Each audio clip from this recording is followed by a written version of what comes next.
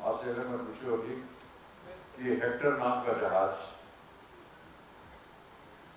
Britain से सूरत में commercial business के लिए पहली बार जब आया तो उसका कमांडर या कैप्टन कौन था उस जहाज का? आप समझ सकते हैं कि कितना मुश्किल प्रश्न है, उसका जवाब आपको मालूम और किस पर्पज से आया था ये भी मालूम था।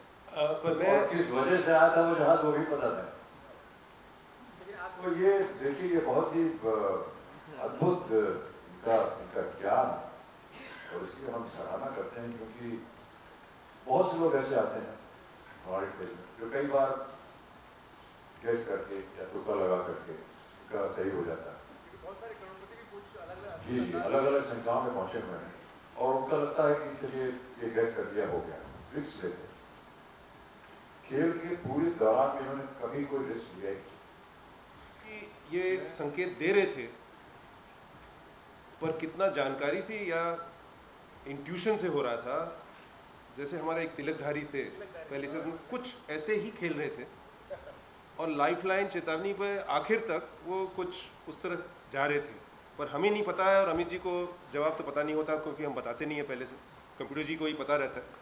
तो उस तरह से अब ऐसा हुआ कि लाइफलाइन लेने के बाद पता चला कि सही है पर तब तक हमें पता नहीं चल रहा था कि किस वक्त, क्योंकि कुछ कुछ चीज़ ऐसे कह रहे थे बाकी चॉइसेस के बारे में तो घबराहट हो रहा था कि वो सही जाएंगे कि नहीं, पर वो सही पहुंचे वहाँ पे और करते रहे and they used all their lifelines which was good to play safe. But इन्होंने बहुत ही संभव को असंभव किया और पर बहुत देखते वक्त सभी लोगों को बहुत घबराहट हो रहा था। हमारे त्रिगुनी हैं वो भी घबराए हुए थे, हम भी घबराए हुए थे कि वो कहीं पे फिसल ना जाए, गिर ना जाए। बट मैं ये कहना चाहूँगा जो इनके सवाल थे बहुत ही एनालिटिकल सवाल हैं, मतलब आपको you have to use your brains. जो मैंने आंसर्स करे थे मैंने एलिमिनेशन भी बहुत ज़्यादा यूज़ किया कि ये चॉइस किस तरीके से एलिमिनेट हो सकती है इस क्वेश्चन के लिए।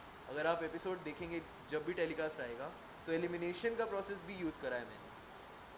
और जो सवाल के जब आंसर तक आप पहुंचोगे तो आप सवाल के एक एक चीज़ को एनालाइज करो तभी आप आंसर तक पहुंच सकते हो। उसके बिना आप डायरेक्टली आप नहीं पहुंच सकते क्योंकि डायरेक्ट क्वेश्चंस अब नहीं देते। It's not easy anymore.